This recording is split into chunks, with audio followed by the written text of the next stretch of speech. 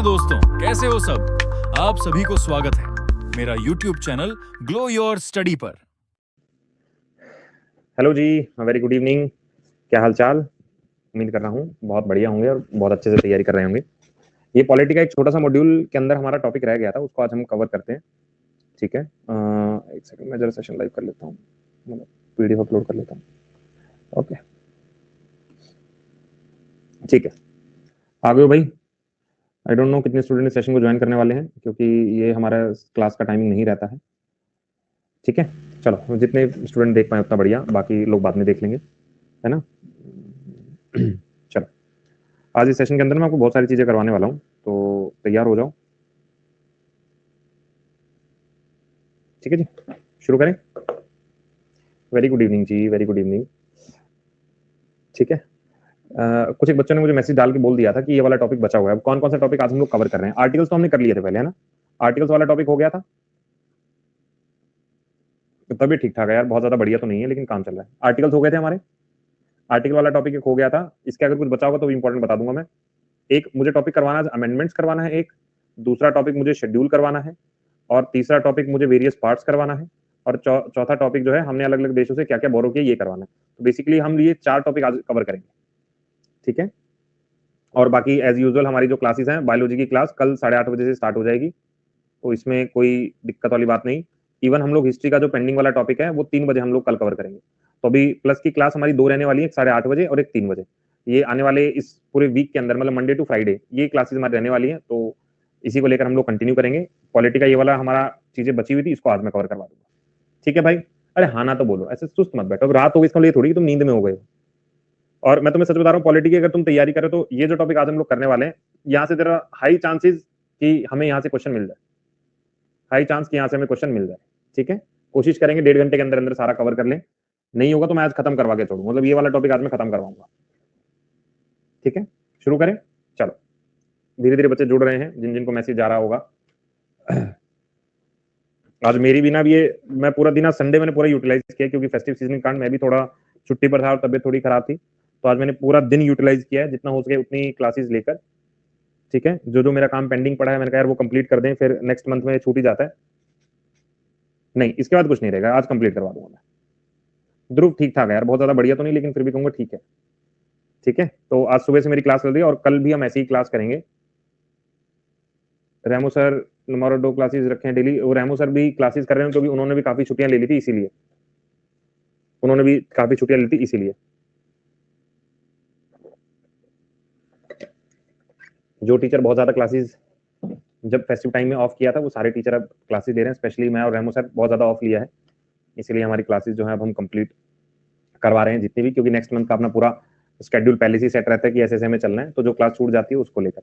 ठीक है, तो कल का मैं शेड्यूल एक बार बता दूं तुम्हें सबको। तो कल मॉर्निंग जब शुरू होगी तो हमारी बायोलॉजी क्लास रहेगी 8:30 AM पर, सबसे पहले ये रहेगी, और ये क्लास रहेगी हमारी पेड वर्जन वाली। ठीक है जी, उसके बाद एक स्पेशल क्लास मैं कल कंडक्ट करवा रहा हूँ, अगेन टाइमिंग जो है वो 12 बजे है, 12 PM पर क्लास रहेगी, और ये वाली क्लास रहेगी स्पेशल क्लास रहेगी फॉर पॉलिटी मैराथन, यानी पॉलिटी की रिवीजन रहने वाली कल कंप्लीट ये वाली क्लास के अंदर। तो ये 12 बजे से लेकर लगभग 1:30 बजे तक या 2 बजे तक ये सेशन रहेगा, ये स्पेशल का रहेगा। उसके बाद पेड क्लास हमारी रहेगी फॉर हिस्ट्री, हिस्ट्री का क्लास चलेगा हमारा 3 से 4:30, ये वाला क्लास हम लोगों का रहेगा, ये भी पेड रहेगा। उसके बाद वाईटी पर यानी यूट्यूब पर सेशन रहेगा, 8 PM से 9:30 PM तक का सेशन जो है हमारा यूट्यूब पर रहेगा, ये वाला सेशन। ठीक है, ये यूट्यूब पर है, ये फॉर फ्री स्टूडेंट्स हैं। उसके बाद रात को स्पेशल क्लास में आधे घंटे का सेशन होगा, ये मॉक टेस्ट होगा, ये आधे घंटे का ही होगा। मॉक टेस्ट होगा फ्रॉम 10 to 10:30। ठीक है, ये वाला सेशन रहेगा, ये पूरा कल का शेड्यूल है, इसके अंदर कुछ चेंजेस नहीं है फिलहाल, तो यही वाला कल का शेड्यूल रहने वाला है। ठीक है, तो इन सारी क्लासेस में जब जो आपको टाइम लगे, जो जो अटेंड कर सको वो अटेंड करना, बाकी को रिकॉर्डेड देख लेना। ठीक है, चलो आज मैं शुरुआत कर रहा हूं अमेंडमेंट के साथ। पहला टॉपिक हमारा अमेंडमेंट का रहने वाला है। मैं सारे अमेंडमेंट आपको याद करवाने वाला हूं एक एक करके, बस आपको मेरे साथ में रिकॉल करना है, क्लास के अंदर याद करवा के भेजूंगा सारे अमेंडमेंट। ठीक है जी, चलो सबसे पहला हमें याद करना है कि फर्स्ट अमेंडमेंट जो है 1951 के अंदर आया था, पहला संशोधन जिसको बोलते हैं। इसके अंदर हमने 9 शेड्यूल को ऐड किया। पहला पॉइंट क्या किया हमने, फर्स्ट कॉन्स्टिट्यूशन जो अमेंडमेंट आया इसके अंदर हम 9 शेड्यूल को ऐड किया, पहला पॉइंट याद रखेंगे। और दूसरा मुझे याद रखना है कि सोशली और इकोनॉमिकली बैकवर्ड क्लास को लेकर भी इस अमेंडमेंट में बदलाव आया। यानी पहला अमेंडमेंट क्या हुआ, 9 शेड्यूल को ऐड किया गया, सोशली और इकोनॉमिकली बैकवर्ड क्लास को लेकर भी यहाँ पर एडिशन किया गया। सही बात है। उसके बाद क्या मुझे सेकंड याद करना है? जो इंपॉर्टेंट है वो तो सबसे पहले याद करेंगे, जो नहीं है उसको भी एक बार देख लेते हैं। सेकंड कॉन्स्टिट्यूशन अमेंडमेंट अगले साल ही आया था, जिसके अंदर लोकसभा की सीटों को फिक्स किया गया था। एक दिमाग में हल्का सा पिक्चर रख लूंगा कि लोकसभा की सीटों को फिक्स करने का कुछ प्रोग्राम है, वो सेकंड के अंदर मुझे याद नहीं करना है। देन आते हैं थर्ड नंबर पे, थर्ड भी मुझे याद नहीं करना, फोर्थ भी मुझे याद रखना नहीं है। ठीक है, तो पूरे पहले पेज में मैंने क्या याद रखा सर? पहले पेज में सिर्फ एक ही याद रखा कि फर्स्ट कॉन्स्टिट्यूशन अमेंडमेंट 1951 में आया था, और दो चीजें कौन कौन सी बोली सर? दोनों एक बार बताना, दो चीजें कौन कौन सी? एक तो मैंने याद किया कि यहाँ पर 9th शेड्यूल को ऐड किया गया, एक पॉइंट ये याद किया, और दूसरा पॉइंट क्या याद किया कि सोशली और इकोनॉमिकली जो लोग पीछे रह गए थे उनकी अपलिफ्टमेंट को लेकर मुझे काम करना है। ठीक है, तो पहले जो 4 अमेंडमेंट पड़े उनमें से बस मुझे एक ही याद ये करना होगा। नेक्स्ट आता है फिफ्थ। क्या मुझे फिफ्थ याद करना है? भाई नहीं याद करना। उसके बाद सिक्स्थ में आ जाओ, सिक्स्थ याद करना है? नहीं करना। अब आते हैं सेवंथ के ऊपर, जो हमें याद करना है, पहला और सातवां। दूसरा रफली अगर कोई पूछ ले तो मैं बता दूंगा, लोकसभा की सीटों को लेकर कोई चर्चा थी, वो हल्का फुल्का याद कर लूंगा। तो यह सेवंथ कॉन्स्टिट्यूशन अमेंडमेंट 1956। ठीक है, समझिए इसको। इसके अंदर दो चीजों पे काम करना है। सबसे पहला, यहां पर कॉमन हाई कोर्ट के बारे में चर्चा की गई है। एक या एक से ज्यादा राज्य के लिए कॉमन हाई कोर्ट होना जरूरी है। एक मतलब हो सकता है, एक ये पॉइंट है। दूसरा, जब हमारा देश आजाद हुआ था तो बहुत सारे अलग अलग प्रोविंसेस थे, जिसको हमने part A, part B, part C, part D, 4 part में बांटा था। इन 4 पार्ट को तोड़कर 14 राज्य और 6 केंद्र शासित प्रदेश को बनाया गया था। 14 स्टेट और 6 यूनियन टेरिटरी में बनाया गया था। ये क्वेश्चन ऐसे भी पूछा गया है कि जब देश आजाद हुआ तो कुल कितने राज्य और कितने केंद्र शासित प्रदेश थे, ये मुझे पॉइंट याद रखना है। उसके बाद यहाँ पर क्या बोला गया कि ज्यूरिसडिक्शन जो हाई कोर्ट की यूनियन टेरिटरीज तक बढ़ाने की बात की, मुझे याद नहीं करना है। उसके बाद यहाँ पे क्या है, एडिशनल और एक्टिंग जजेस हाई कोर्ट के बारे में डालना है, ये भी मुझे याद नहीं करना। तो मैंने क्या क्या याद किया? सिर्फ मैंने 7वें के अंदर कॉमन हाई कोर्ट और एबीसीडी पार्ट को तोड़कर 14 राज्यों और 6 केंद्र शासित प्रदेश को याद किया। नेक्स्ट आएगा 8th अमेंडमेंट 1960 में आया है, जहां पर हमें रिजर्वेशन के बारे में बात की। ये आर्टिकल मतलब जो अमेंडमेंट है ये लगातार अपने आप को रिपीट करेगा। तो मुझे क्या याद रखना है कि रिजर्वेशन है एससी के लिए, एसटी के लिए, और थर्ड पॉइंट है एंग्लो इंडियंस के लिए। ठीक बात है, और ये अगले 10 सालों के लिए वैलिड है, यानी 1970 तक। इधर आना सर, फटाफट से बताओ। पहला अमेंडमेंट जब मैंने याद किया था वो 1951 का अमेंडमेंट था। उसके अंदर दो चीज याद की, एक तो 9th शेड्यूल को ऐड किया गया, और दूसरा सोशली और इकोनॉमिकली जो पीछे रह गए थे उनको उठाने की बात की गई, पहला। उसके बाद सेकंड अमेंडमेंट अगले साल ही आया था 52 के अंदर। इसके अंदर मैंने हल्का से एक आइडिया याद रखना है कि लोकसभा की सीटों को लेकर यहाँ पे बात की गई है कि कितनी जनसंख्या होनी चाहिए, ये भी मुझे याद हो गया। 7th अमेंडमेंट कब आया था? ईयर मुझे अब आप लोग बताएंगे। 7th अमेंडमेंट का ईयर कौन सा था सर? ईयर था 1956। अब इसमें मैंने क्या याद किया? एक तो मैंने याद किया कि कॉमन हाई कोर्ट हो सकता है, कॉमन हाई कोर्ट हो सकता है 2 या उससे ज्यादा राज्यों के लिए, एक तो ये। दूसरा पॉइंट आप लोग बताओ। एक तो कॉमन हाई कोर्ट है, दूसरा मैंने ये रखा कि जहां पर part A, part B, part C, part D पूरे भारत को बांटा गया था, इसको मिटाकर 14 राज्य और 6 केंद्र शासित प्रदेशों में तोड़ दिया गया था। बोलो भाई, इतनी सी बात मुझे समझ में आ गई। उसके बाद मैंने 8th अमेंडमेंट पढ़ा था। 8th अमेंडमेंट मैंने क्या याद कर लिया कि यहां पर 3 लोगों रिजर्वेशन की बात की है, 1960 की बात है। यहां पर एससी, एसटी और एंग्लो इंडियंस, और एंग्लो इंडियंस। बोलो जी, यहां तक कोई समस्या? अभी तक 1, 2, 3 और 4, 4 अमेंडमेंट याद किए। आगे बढ़ा जाए, इतना क्लियर? अब आगे बढ़ते हैं। नेक्स्ट है हम लोगों के पास 9th। अब 9th को हल्का सा दिमाग में याद रख लेना, अगर नहीं भी याद तो भी छोड़ के चल सकते हो। यहां पर क्या बात की गई? 9th जो 1960 में ही आया था, जहां पर Indian territory of very union, मतलब हल्का सा दिमाग में रखना है। मैं स्किप करवा रहा हूं, अभी स्किप कर दो, छोड़ दो। उसके बाद आप 10th, 11th, 12th, 13th और 14th ये सारे याद करेंगे, एक एक करके देखो। सबसे पहले मैंने क्या याद रखा? 10th कॉन्स्टिट्यूशन अमेंडमेंट 1961 में आया था। इसी के अंदर दादर और नागर को इंडियन यूनियन के अंदर शामिल किया गया। मैंने कहा 10th के अंदर जो है दादर है, ठीक है। 10th के अंदर 10वीं में जब हम बोर्ड में एडमिशन लेते हैं ना, बड़ा दर सा फील होता है, अरे भैया बोर्ड में नंबर कैसे आएंगे, दर तो दर वो हो गया। ठीक है, 10वें 1961 में आया था।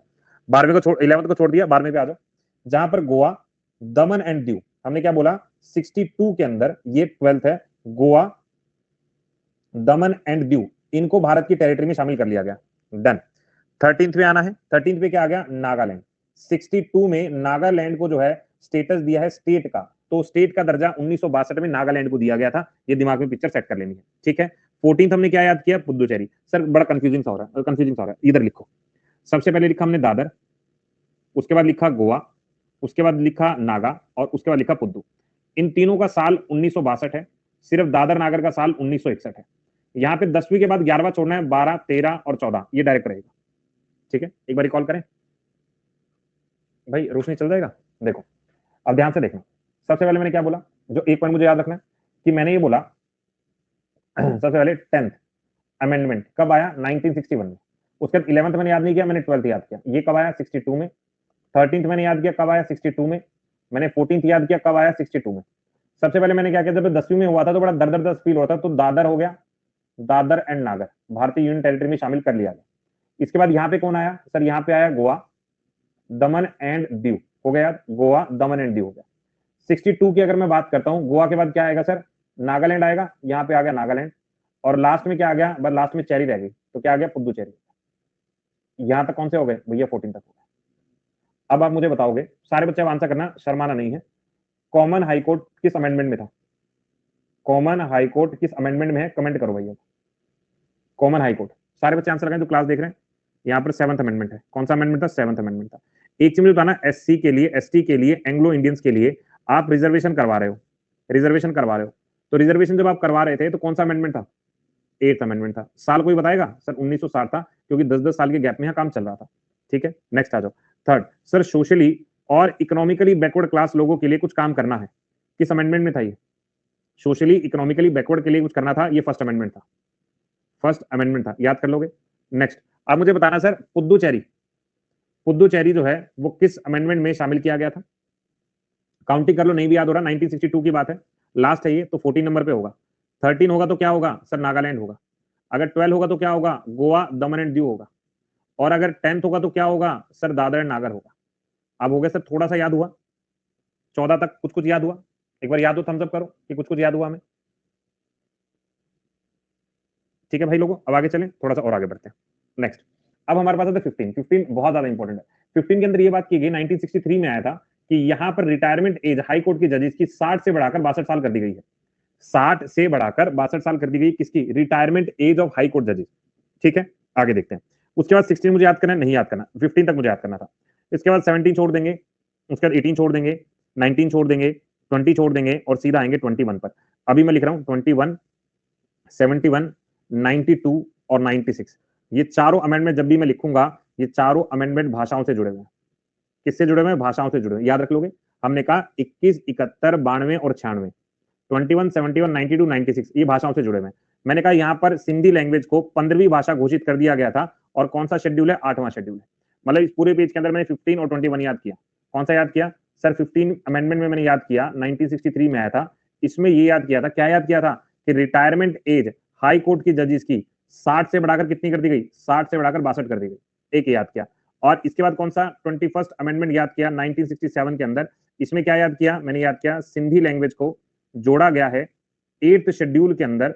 अब मुझे कमेंट करके ये बताओ सर, कौन से नंबर की लैंग्वेज जो है वो सिंधी लैंग्वेज बनी थी? कौन से नंबर की लैंग्वेज बनी थी सर? याद रखना, ओरिजिनली 14 थे, ये 15वीं लैंग्वेज बनी थी। कौन सी बनी थी? 15th नंबर की।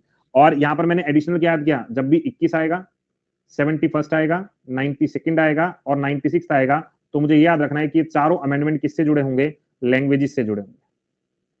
ठीक बात है। अभी तक 105 अमेंडमेंट टोटल है, जिसमें मैंने 21 तक याद कर लिए हैं। ठीक है, आ जाइएगा। नेक्स्ट आता है 22nd अमेंडमेंट। 22nd हल्का सा अगर याद करना चाहो, बहुत ज्यादा इंपॉर्टेंट तो नहीं है, हल्का सा याद करना चाहें करेंगे। देखो, यहाँ पर न्यू ऑटोनोमस स्टेट मेघालय को बनाने की बात की गई है with in the state of Assam. With in the state of Assam बनाने की बात की गई 1969 में, और ये कौन सा है? 22nd है। यानी जब भी सिंधी लैंग्वेज को बनाया होगा तो उसके बाद वो मेघालय चले गए थे। सिंधी लैंग्वेज को जब बनाया गया होगा तो कहां चले गए थे? वो मेघालय चले गए थे। इतना पॉइंट मैं याद कर लूंगा, आगे आ जाएगा। अब 23rd SC ST Anglo Indian के लिए यहां पर सीटों को रिजर्वेशन करने की बात की गई है। सर पहले आपने 8 में किया था, अब आप 23 में कर रहे हो। 8 और 23 में मैंने क्या याद कर लिया? रिजर्वेशन ऑफ SC ST और एंग्लो इंडियन। हो गया यार, आगे बढ़ते हैं। 24th क्या मुझे याद करने की जरूरत है? हल्का फुल्का देख सकते हैं, यहाँ पर पार्लियामेंट को ताकत दी गई है कि वो किसी भी अधिकार में बदलाव ला सकते हैं, इंक्लूडिंग फंडामेंटल राइट्स। हल्का सा याद करना है, बहुत रटने की जरूरत नहीं। ठीक है, उसके बाद 25 क्या कहता है? ध्यान से सुन लेना, ये तो क्वेश्चन भी पेपर में आया हुआ है कि जहां पर डीपीएसपी का आर्टिकल 39 का बी और सी पार्ट एक्शन में होगा, वहां पर किसी भी चीज को लेकर हम वॉयलेशन का अधिकार, मौलिक अधिकारों को लेकर वॉयलेशन का आरोप नहीं लगा सकते। दोबारा बोलूं, मैंने कहा जहां पर डीपीएसपी का आर्टिकल नंबर 39 बी और सी एप्लीकेबल होगा, इसको चैलेंज नहीं कर सकते कि हमारे फंडामेंटल राइट्स वॉयलेट हो गए हैं। 14, 19 और 31 वाला हल्का सा समझ में आया? दोबारा देखते हैं। मैंने पिछले पेज में क्या याद किया सर? मैंने 15 और 21 याद किया था। 15 में रिटायरमेंट एज बढ़ा दी थी और 21 में हमने सिंधी लैंग्वेज जोड़ दी थी। अब इसके बाद सीधा मैंने याद किया कौन सा, मैंने 22 देखा जिसमें मेघालय को एज अ स्टेट का दर्जा देख रहा था। दूसरा मैंने क्या देखा, 23 देखा जो 8 के बराबर था, 8 और 23, हमने कहा डन।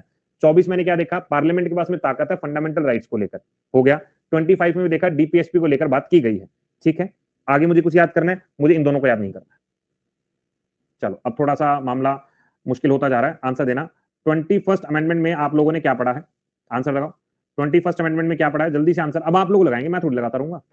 सिंधी लैंग्वेज को जोड़ा है एक, ठीक है। आगे आ जाओ सर। उसके बाद हमने 22nd अमेंडमेंट पढ़ा जहां पर हमने असम से एक स्टेट को निकाला था। कौन सी स्टेट को, हमने मेघालय को निकाला था, हो गया जी। उसके बाद 24th बता दो sir, 24th amendment. 24th amendment में हमने क्या पढ़ा, लगाओ लगाओ आंसर, दिमाग पे जोर डालो। फंडामेंटल राइट्स, हमने क्या बोला कि पार्लियामेंट के हाथ में ताकत है कि किसी भी मैटर को लेकर, चाहे इंक्लूडिंग फंडामेंटल राइट्स हो, ये चीजों को अमेंड कर सकते हैं, ठीक है जी। उसके बाद सर एक हमने 23rd पढ़ा था और एक हमने 8th पढ़ा था। दोनों के अंदर किसको देने की, रिजर्वेशन देने की बात की गई है, एससी को, एसटी को और एंग्लो इंडियन को, और एंग्लो इंडियन को, ठीक है जी। अब 25th भी बता दो, क्या पढ़ लिया तुम लोगों ने 25th अमेंडमेंट में, हाँ जी। 25th में क्या पढ़ा था, जहां पर 39 का क्लोज बी और क्लोज सी होगा, वहां पर आर्टिकल नंबर 14, आर्टिकल नंबर 19 और आर्टिकल नंबर 31 वैलिड नहीं होंगे, वहां पर इनके लिए हम सुप्रीम कोर्ट हाईकोर्ट नहीं जाएंगे। ये हमने अभी तक पढ़े हैं, ठीक है। ये पिछले पेज के सारे इंपॉर्टेंट हम लोगों ने पढ़ लिए। हल्का सा याद हुआ, हल्का सा याद हुआ। हम 50 पे एक बार रिकॉल भी कर लेंगे जब हम 50 कर लेंगे। आगे आ जाओ। अब हम बात कर रहे हैं 28 के बारे में। 28 हमें याद करना है, नहीं करना है। उसके बाद हमें याद करना है 30th अमेंडमेंट, छोड़ दो। 31st अमेंडमेंट, ये हमको याद करना है, जहां पर बात की गई है कि लोकसभा की सीटों को बढ़ाया गया है। 31st अमेंडमेंट 1972 में ये बात की गई कि लोकसभा की सीटें 525 से बढ़ाकर 545 कर दी गई। कौन सा है, 31st अमेंडमेंट, हो गया। उसके बाद 32nd अमेंडमेंट को लेकर नहीं करना है, 33rd अमेंडमेंट नहीं करना है, 34 नहीं करना है, 35, अब ये हमारे लिए इंपॉर्टेंट है। 35 में क्या बोला कि सिक्किम जो राज्य है इसको एक एसोसिएट राज्य का दर्जा दिया गया है, ठीक है। बट अभी 543 है, नहीं देखो अभी भी 552 मैक्सिमम है। 552 मैक्सिमम का टारगेट दिया गया है 2026 तक का। हाँ, कट पटा के 543 मिनिमम अभी है, मिनिमम नहीं कहेंगे, अभी है। लेकिन तो हमने क्या बोला, 35 में सिक्किम को एसोसिएट राज्य दर्जा दिया गया। इसी के साथ एक और याद कर लेंगे, 36th अमेंडमेंट, जहां पर सिक्किम को फुल फ्लैग स्टेट का दर्जा दिया गया था और 10 शेड्यूल से इसको हटा दिया गया था। दोबारा पढ़ते चलो, 31st और 35 दो ही हमने याद किए। 35 में सीटें बढ़ाई गई और यहाँ पे राज्य का दर्जा दिया गया। इधर आना, तुमने अभी पढ़ा था कि 5वें अमेंडमेंट में तुम लोगों ने हाई कोर्ट की जजेस की 60 से 62 उम्र कर दी, हमने कुछ नहीं कहा। तुमने 21st में कहा कि तुमने सिंधी लैंग्वेज को जोड़ दिया, हमने तब कुछ नहीं कहा। 22nd में तुमने कहा कि मेघालय को असम से बाहर निकालकर एंजॉय कर रहे हैं, हमने कुछ नहीं कहा। 23rd में तुमने कहा कि ये सेम हुआ जो 8th में दिया गया था, एससी, एसटी और एंग्लो इंडियन का रिजर्वेशन, हमने तब कुछ नहीं कहा। 24th में अगर हमने बात की, हमने बोला कि पार्लियामेंट किसी को लेकर भी अमेंड कर सकती है, इवन वो फंडामेंटल राइट्स क्यों ना हो, हमने कुछ नहीं कहा। 25th में हमने बात की, हमने कहा यहां पर क्या होगा, हाँ जी 25th में जल्दी से बताओ, हमने कहा जहां पर 39 का क्लोज बी और सी होगा, वहां पर आर्टिकल नंबर 14, आर्टिकल नंबर 19 और 31 वैलिड, वॉयलेशन के लिए आप नहीं जा सकते। इसके बाद मैंने कौन सा याद किया, इसके बाद जल्दी से ताबड़तोड़ बताओ।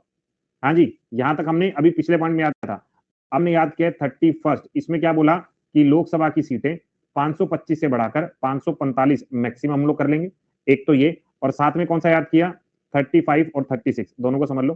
35 में सिक्किम को हमने एसोसिएट राज्य बनाया था, एसोसिएट राज्य बनाया था, इसका दर्जा छीन लिया 36 अमेंडमेंट में और इसको पूर्णतः एक राज्य का दर्जा दे दिया गया। ये कौन सा, ये 36वां संशोधन।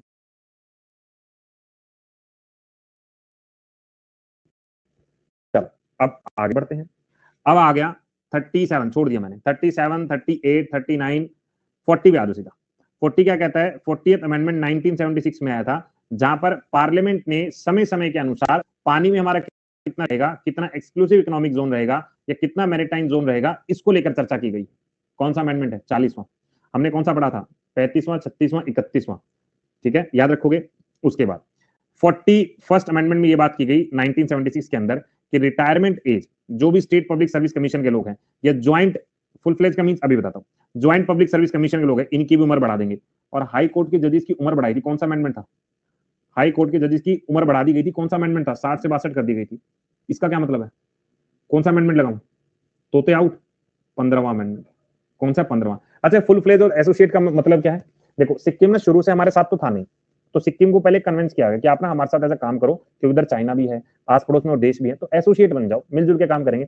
फिर दबाव बनाकर उसको राज्य का दर्जा दिया गया कि अब एसोसिएशन में नहीं हो, संगठन में नहीं हो, अब आप एक कंप्लीट राज्य और भारत की टेरिटरी के अंडर में आते हो, ये मतलब है।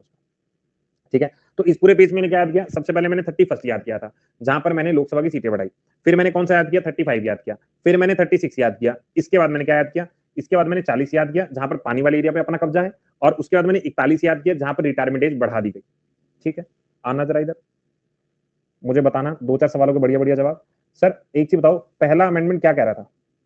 पहला कॉन्स्टिट्यूशन अमेंडमेंट क्या कह रहा था? सर पहला अमेंडमेंट कहीं ये तो नहीं कह रहा था कि एक तो तुम 9 शेड्यूल जोड़ लो और सोशल और इकोनॉमिक चीजों को लेकर, बैकवर्ड क्लास को लेकर अच्छा काम कर लो।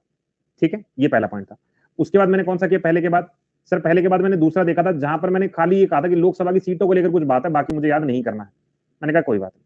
इसके बाद मैंने 7वां याद किया था। 7वां संशोधन क्या कहता? कमेंट करो फटाफट से। 7वां संशोधन, 7वें संशोधन मैंने 2 चीज याद की। एक मैंने याद किया कॉमन हाईकोर्ट। क्या याद किया? कॉमन हाईकोर्ट होना चाहिए। और दूसरा क्या याद रखा था कि पार्ट अलग अलग थे, ए बी सी डी, इनको तोड़कर 14 राज्य और 6 केंद्र शासित प्रदेश बना दिया। हमने कहा चलो कर लेंगे, एडजस्ट कर लेंगे। ठीक बात है, इतनी हमको याद हो गई, हाँ या ना? इसके बाद अगर मैं याद करूं, मैंने 8th याद किया था और 8 के मल्टीप्लाई में मैंने 23rd याद किया था। दोनों के बीच में क्या बात हुई थी? इन्होंने कहा था एससी, एसटी और एंग्लो इंडियन, इनको रिप्रेजेंटेशन दे दो। हमने कहा हम दे देंगे। ठीक बात है। अब मेरे पास आता है 10th, मेरे पास आता है 12th, मेरे पास आता है 13 और मेरे पास आता है 14। 10th amendment, 12th amendment, 13th amendment और 14th अमेंडमेंट। 10th में मैंने दादर को रिप्रेजेंटेशन दिया, 12th में मैंने गोवा, दमन एंड दीव को दिया, 13 के अंदर मैंने नागालैंड को दिया और 14 के अंदर मैंने पुदुचेरी को दिया। इन तीनों का साल 1962 है और खाली दादर दागर का साल 1961 है। बोलो भाई, बन गई बात? यहां तक आगे चलूं मैं? इसके बाद आ जाओ। इसके बाद सीधा मैंने याद किया 21st। अब 21st में मैंने क्या याद किया था कि सिंधी को एक अलग से जो है लैंग्वेज बना दी जाएगी और ये 15वीं लैंग्वेज रहेगी। मैंने 21, 71, 92 और 96 ये मैंने याद कर लिए थे एडिशनली। 22 में मैंने क्या याद किया था? सर 22 में मेघालय को एक स्टेट का दर्जा देते हुए नजर आए थे, ये आ गया मेघालय को स्टेट का दर्जा। 23 मैंने याद कर लिया था, 23 वाला वही पार्ट है कि यहाँ पर एससी, एसटी और ओबीसी, एंग्लो इंडियन को रिप्रेजेंटेशन देने की बात की गई है। हो गया याद।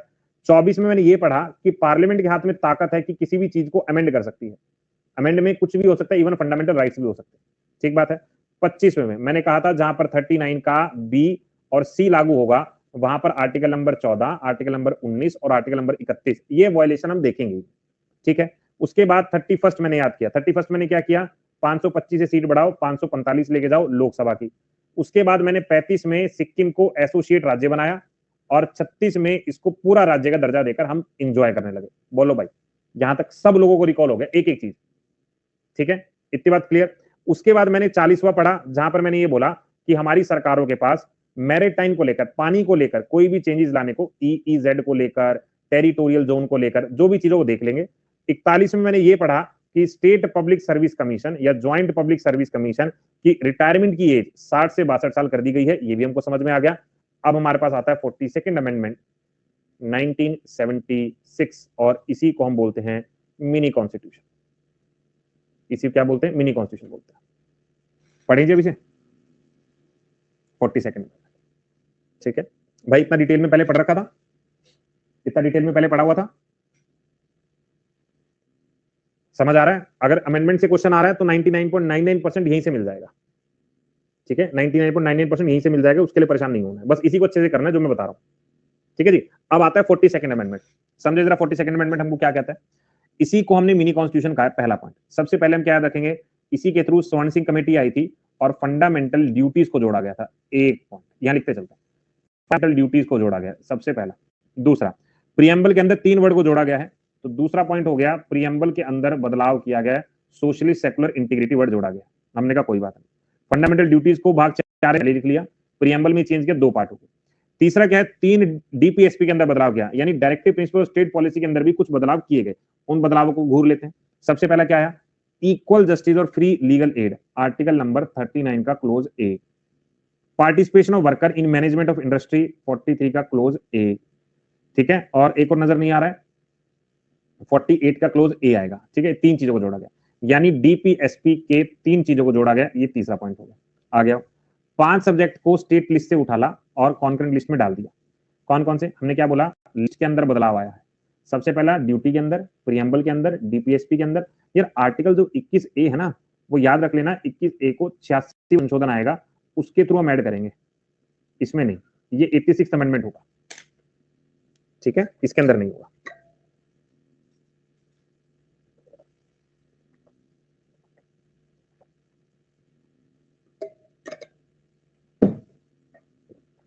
समझते हैं आगे।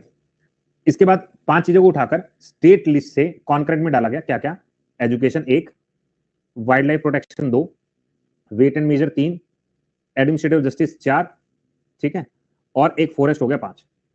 दोबारा पढ़ू, शिक्षा, एजुकेशन नहीं, शिक्षा, जंगल, wildlife, weight measure, justice, ये उठाएगा। ये इतना याद रखोगे। मैं इसको एक बार रिपीट करता हूं। मैंने बोला कि 42nd अमेंडमेंट 1976 में आया था। इस अमेंडमेंट के थ्रू सबसे पहला स्वर्ण सिंह कमेटी की रिकमेंडेशन पे फंडामेंटल ड्यूटीज को भाग 4A में जोड़ा गया। एक तो पॉइंट ये। दूसरा पॉइंट क्या है? प्रस्तावना के अंदर एक ही बार बदलाव आया है, जिसके अंदर सोशलिस्ट, सेकुलर और इंटीग्रिटी 3 शब्दों को जोड़ा गया है, ठीक। तीसरा पॉइंट, डीपीएसपी के अंदर 39 का ए, 43 का ए, 48 का ए, इन 3 आर्टिकल्स का एडिशन हुआ है। 3 आर्टिकल्स का एडिशन हुआ। डन। चौथा पॉइंट जो हमें याद क्या किया था? चौथा पॉइंट हमने क्या याद किया था? जल्दी से बताओ, ताबड़तोड़। हाँ भाई, अरे कुछ तो बोल दो। स्टेट लिस्ट से उठाकर कुछ चीजें कॉन्करेंट लिस्ट में डाली थी। अब क्या क्या लिस्ट थी? एग्जाम में डायरेक्ट सवाल पूछते हैं। एक है एजुकेशन, दूसरा है जंगल, तीसरा है वजन, चौथा है वाइल्ड लाइफ और 5वां है जस्टिस। तो बल्ले बल्ले, इतनी सी बात याद रख लोगे तो मेजर तौर पर ये 4 चीजें हैं। इन 4 चीजों के कारण इसको मिनी कॉन्स्टिट्यूशन बोला जाता है। अगर हमारे एग्जाम की बात करें, हम यूपीएससी का तो नहीं लिख रहे हैं, तो हमारे एग्जाम में मोस्ट प्रोबेबली यहां से क्वेश्चन मिल जाएगा, ठीक है। ये 42nd अमेंडमेंट है। आगे बढ़ते हैं। अब आता है 43rd। हमको ज्यादा याद करने की नीड नहीं है, हम सीधा आते हैं 44 के ऊपर। कॉन्करेंट लिस्ट मतलब क्या होता है? देखो, हमारे पास में 3 तरह की लिस्ट होती है। एक होती है यूनियन लिस्ट, एक होती है स्टेट लिस्ट और एक होती है कॉन्करेंट लिस्ट। हर एक लिस्ट के अंदर ना, जैसे यूनियन लिस्ट है, इसके अंदर वो सारी बातें होंगी जिसके ऊपर सेंटर अपनी कमांड रखेगा। स्टेट लिस्ट के अंदर वो सारी बातें होंगी जिसमें स्टेट अपनी कमांड रखेगा, मतलब अपना हुक्म चलाएगा। और कॉन्करेंट लिस्ट वो होगी जिसके अंदर सेंटर और स्टेट मिलकर उस चीज को अप्रूव करेंगे, चलाएंगे। तो ये होता है, ठीक है। तो यूनियन मतलब केंद्र की सरकार जो अपने अंडर रखती है, स्टेट लिस्ट मतलब स्टेट अपने अंडर जो रखती है, और कॉन्करेंट मतलब जो दोनों मिलकर जिसकी सलाह लेते हैं। और इन तीनों लिस्ट के अलावा एक आइटम जो होता है, इसको बोलते हैं रेजिडरी। रेजिडरी मतलब जो बच जाता है और किसी भी लिस्ट के अंदर नहीं आता, ये सेंटर के अंडर में चला जाता है, ठीक है। विज मींस कहां पे लिखा है? विज कहां पे लिखा है यार?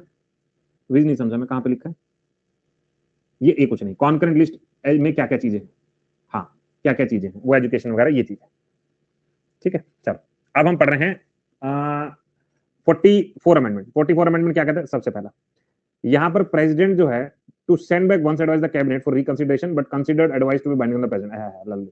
ये इस सवाल को ऐसे भी देख सकते हैं कि प्रेसिडेंट कभी भी रिकंसीडर्ड बिल को वापस नहीं कर सकता, रिकंसीडर को मना नहीं कर सकता। मैं समझाऊंगा इसका मतलब क्या है। इंटरनल डिस्टर्बेंस को आर्म रेबिलियन में बदल दिया गया नेशनल इमरजेंसी के अंदर। उसके बाद राष्ट्रपति को नेशनल इमरजेंसी में रिटन रिकमेंडेशन चाहिए कैबिनेट की। राइट टू प्रॉपर्टी जो है लिस्ट से हटाकर एक लीगल राइट बना दिया गया। ये पॉइंट थोड़ा गजब लग रहा है, इसको समझे। इधर हमने क्या बोला? 44th amendment 1978। देखो जी, 2-3 पॉइंट है। जब भी हम नेशनल इमरजेंसी के बारे में बात करते हैं ना, नेशनल इमरजेंसी जो है हमारे आर्टिकल में आती है, वो आर्टिकल नंबर 352 के अंदर। एक होता है एक्सटर्नल, एक होता है इंटरनल, ठीक है। अब यहां पे क्या लिखा है? यहां पे लिखा है जो इंटरनल वर्ड है ना, इसको यूज नहीं करेंगे, इसके लिए यूज क्या करेंगे? आर्म्ड रेबिलियन यूज करेंगे। मतलब समझो हिंदी में क्या है सर जी? अच्छा मैं बताता हूं। देखो, हमारे पास 3 तरह की इमरजेंसी होती है। 3 तरह की इमरजेंसी होती है। एक होती है 352, जिसको हम राष्ट्रीय आपातकालीन स्थिति कहते हैं। एक होती है 356, इसको हम क्या बोलते हैं? इसको हम राष्ट्रपति शासन बोलते हैं। और एक होती है 360, इसको हम फाइनेंशियल इमरजेंसी बोलते हैं, ठीक है। मैं कह रहा हूं कि जब भी देश में कोई आपातकालीन स्थिति लगती है तो 2 कारण बताए जाते हैं। एक कारण कहते हैं कि बाहर से कोई अटैक हो गया, जिसको मैं एक्सटर्नल एग्रेशन बोलता हूँ, मतलब इंडिया पाकिस्तान, इंडिया चाइना, और एक होता है इंटरनल, जैसे हिंदू मुस्लिम ऐसा कोई दंगा हो गया। तो ये कह रहे हैं कि इंटरनल वर्ड को हटाकर हम इस वर्ड को आर्म्ड रेबिलियन बोल रहे हैं, और ये कौन सा अमेंडमेंट के थ्रू है? ये 44वें संशोधन के थ्रू है। ये कहना चाह रहा है, बात समझ में? दूसरा, हमारे मौलिक अधिकारों के अंदर एक अधिकार था जिसको संपत्ति का अधिकार कहते हैं, राइट टू प्रॉपर्टी। इस प्रॉपर्टी को हटाया, आर्टिकल 300 ए में लीगल राइट में भाग 12 में डाल दिया। अब राइट टू प्रॉपर्टी को लेकर हम हाई कोर्ट सुप्रीम कोर्ट नहीं जा सकते। तो संपत्ति का अधिकार को हटाने का जो प्रोसेस है वो 44वें संशोधन में किया गया था। इतनी बात क्लियर हो गई। अब जो ये वाला पॉइंट है, रिकंसिडर वाला पॉइंट, देखो प्रेसिडेंट अगर किसी बिल को मना करता है, मान लो कोई उसके बाद बिल आया, उसने मना कर दिया, मैं नहीं करता, लेकिन पार्लियामेंट ने दोबारा भेज दिया, तो ऐसे बिल को, रिकंसिडर बिल को राष्ट्रपति मना नहीं करेगा, तो ये वैसे पेपर में आएगा भी नहीं, ये पेपर में आएगा भी नहीं। दूसरा, आपने देखा होगा इंदिरा गांधी सरकार के टाइम पे इंदिरा गांधी ने खुद नहीं सारा गेम पलट के इमरजेंसी लगा दी थी। तो अभी इन्होंने कहा है कि राष्ट्रपति को अगर कोई इमरजेंसी लगानी है, specially in case of national emergency, तो इसको कैबिनेट मिनिस्टर से रिटर्न एप्लीकेशन चाहिए होगी कि हम लगाना चाहते हैं, तभी वो लगाएगा, अपनी मर्जी से नहीं लगाएगा। ठीक है, इसकी भी कोई हमसे एसएससी में पूछने की उम्मीद नहीं है। एसएससी में जो पूछा जाएगा वो या तो ये पूछा जाएगा या ये पूछा जाएगा। ठीक बात है, क्लियर है? आगे चलूं मैं, आगे आ जाओ। अब हमने याद किया था 8, हमने याद किया था 23, अब मैं याद कर रहा हूं 45। इन तीनों के अंदर एक ही चीज लिखी गई है, एससी एसटी एंग्लो इंडियन की रिप्रेजेंटेशन। 8, 23, 45 याद कर लोगे। 8, 23, 45 तीनों के अंदर रिजर्वेशन की बात की गई है। ठीक है जी, आगे चलते हैं। इसके बाद मुझे इनमें से कुछ याद नहीं करना है, कोई भी आर्टिकल, बस मुझे यहाँ पे 45 याद करना था। ठीक है, ठीक है। अब मुझे बताना 31 में क्या पढ़ के आए थे? 31 अमेंडमेंट में क्या पढ़ के आए थे, बताना एक बार। पहला क्वेश्चन है, मैं भी देख लूं कितना रिकॉल कर पा रहे हो। 31 अमेंडमेंट में 525 से सीटें बढ़ाकर 545 की गई थी। ठीक है, एक तो ये। दूसरा, 35वां संशोधन में क्या पढ़ा था? 35वें संशोधन में ये पढ़ा था, एंग्लो इंडिया वाला बंद कर दिया गया ना? हाँ यार, बंद कर दिया गया, वो आगे दिख जाएगा। यहां पर सिक्किम को एसोसिएट स्टेट का दर्जा दिया गया है। ठीक है। थर्ड, 36वां संशोधन अगर मैं बात करूं, इसमें सिक्किम को फुल फ्लैज स्टेट, यहां पे स्टेट बन जाएगा। ठीक है भाई, इतनी बात में क्लियर होगी। नंबर 4, 40वें संशोधन में हमने ये पढ़ा था कि पार्लियामेंट टाइम के अनुसार जितनी भी हमारे टेरिटोरियल या मैरीटाइम यानी पानी के अंदर जो भी जोन है उसको ऊपर नीचे कर सकता है। ठीक है। उसके बाद सर अगर मैं कहूं कि 42nd अमेंडमेंट, जिसको हमने क्या बोला है, मिनी कॉन्स्टिट्यूशन, इसमें हमने क्या क्या पॉइंट पढ़ा है मिनी कॉन्स्टिट्यूशन के अंदर, एक बार बताओ जरा। यहां पे लिखे 5वां 42nd अमेंडमेंट 1976। अब ध्यान से एक एक पॉइंट पे नजर डालते हैं जितना तुम्हें याद आ सके। सबसे पहले हम फंडामेंटल ड्यूटीज को याद रखते हैं, क्योंकि इसको स्वर्ण सिंह कमेटी ने रिकमेंड किया था। स्वर्ण सिंह कमेटी एक हो गया। दूसरा हमने याद किया था कि प्रस्तावना के अंदर बदलाव लेके आए थे, जहां पर सोशलिस्ट सेकुलर इंटीग्रिटी 3 वर्ड को जोड़ा गया था। तीसरा, राज्य के नीति निर्देश डीपीएसपी के अंदर बदलाव किया गया था। 39A, 43A और 48A, ये 3 आर्टिकल को जोड़ा गया था, ये मुझे याद हुआ था। चौथा पॉइंट बताओ, ये तो मैंने सारे बता दिए। नेक्स्ट पॉइंट, स्टेट लिस्ट से कुछ सामान उठाया और कॉन्करेंट लिस्ट में डाल दिया गया था। ठीक है, कौन कौन से आइटम थे? सबसे पहले शिक्षा, उसके बाद शिक्षा गए जंगल में, उसके बाद क्या था, एजुकेशन जंगल। एक मिनट रुकना, एक मिनट मुझे कॉल आ रहा है।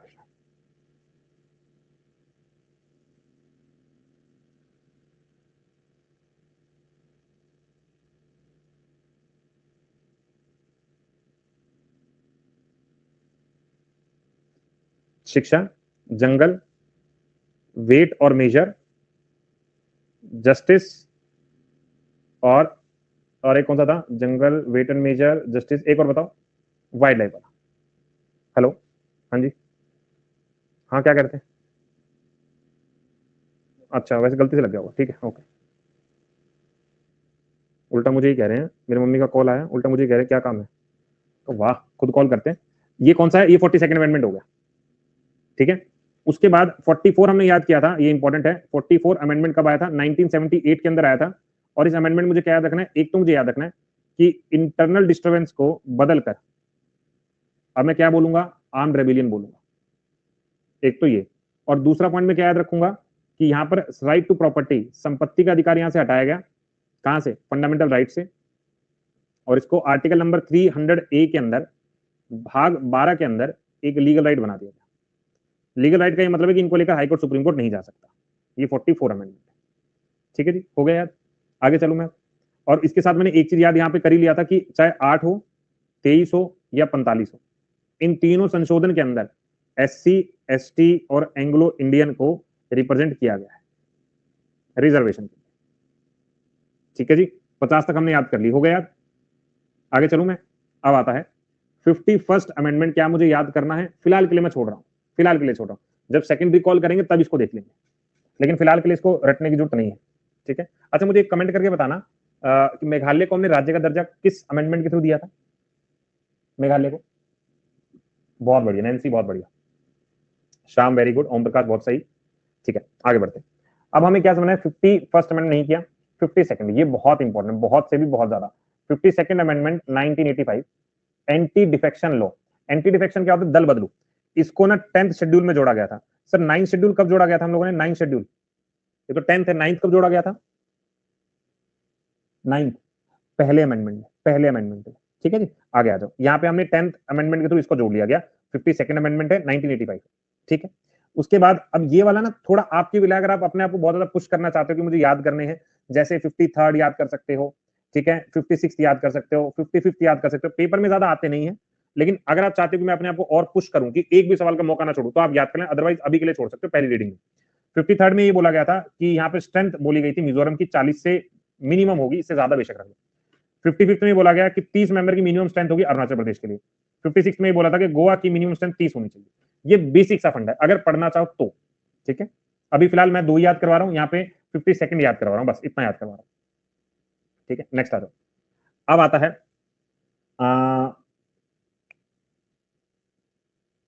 छोड़ दो, हाँ, अब आते हैं 61st अमेंडमेंट 1989 के अंदर। सर ईयर कितने इंपॉर्टेंट हैं? यार ईयर पूछ लेता है, मतलब वैसा वाला सवाल है कि हम लोग पूरी तैयारी कर ले और साथ में ईयर ना याद करें, तो मतलब ये हो जाएगा कि सब कुछ किया, आखिरी में गड़बड़ कर दी। तो जितने अभी मैं याद करवा रहा हूं उनके ईयर सब कुछ याद करना है, बाकी की याद हम छोड़ सकते हैं। ठीक है, हम देखें तो अब यहाँ भी लिखा हुआ है कि हाँ, लोकसभा की सीटों के बारे में बात करें। ये अब उनकी विधानसभा की सीटों के बारे में बात है, लोकसभा की नहीं, उनकी विधानसभा की सीटों के बारे में बात करें।